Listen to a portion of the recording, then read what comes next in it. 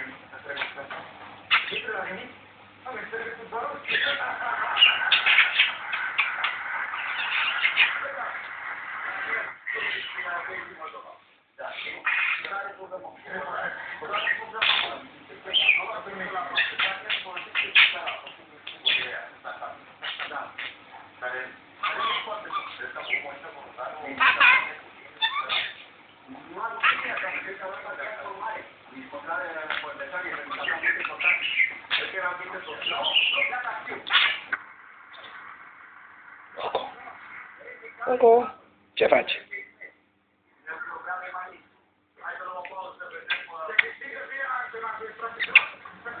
Coco?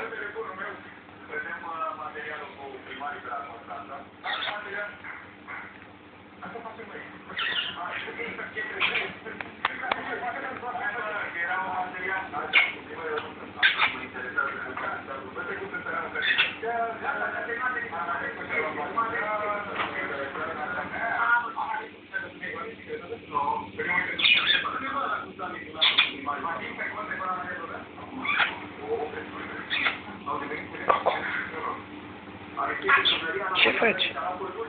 Ce faci? Coco, ce faci?